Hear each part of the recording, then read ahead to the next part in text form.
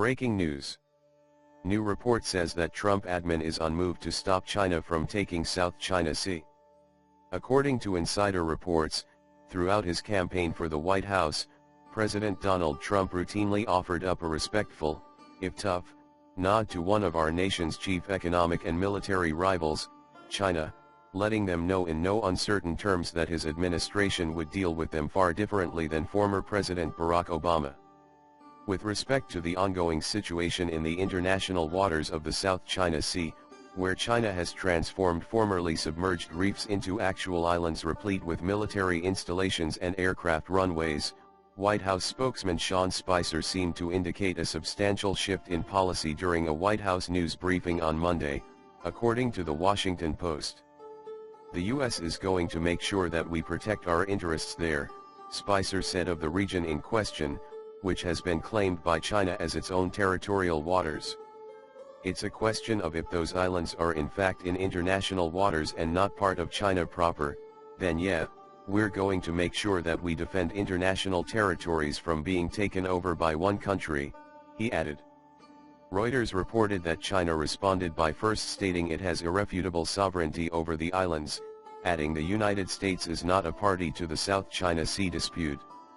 The area in question, which is claimed in part by China, Brunei, Malaysia, the Philippines, Taiwan, and Vietnam, is the scene of vital international shipping lanes, vast deposits of gas and oil, and abundant fishing grounds.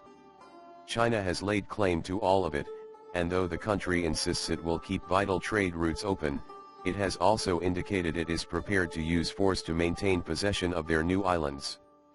We urge the United States to respect the facts, speak and act cautiously to avoid harming the peace and stability of the South China Sea, said Hua Chunying, spokeswoman for the Chinese Foreign Ministry.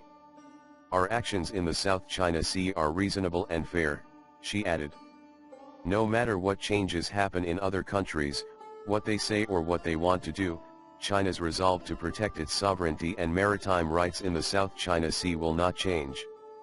Spicer's comments and the Chinese response largely stemmed from remarks made by Trump's appointee to be Secretary of State, Rex Tillerson, who seemed to suggest during a January 11 confirmation hearing that the U.S. could consider efforts to block China from accessing the islands they have built, or at the very least prevent them from constructing new islands to expand the chain.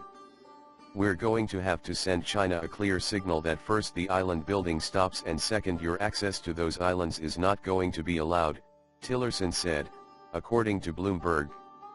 An in-depth piece by Foreign Policy explored the potential outcomes from taking such a tough stance against China, the worst of which was all-out war. The article noted that Tillerson, in his former role as CEO of ExxonMobil, had in the past successfully stood up to China in defense of drilling operations in the region that the Chinese government didn't like and wondered if Tillerson would be able to duplicate his prior success with the stakes being much higher this time around. While a breakout of hostilities in the region would be bad for virtually everyone, it is also possible that this tough stance by the Trump administration regarding the South China Sea is simply a negotiating tactic, perhaps part of a bid to convince China to make concessions in other areas in exchange for keeping their new islands, or vice versa, giving up the islands in exchange for other concessions on trade. Regardless, tensions are running a bit higher now that a U.S. president is ready to oppose China's territorial grab, something that hasn't happened over the last 8 years. Thanks for watching. Like and share and don't forget to leave your comments.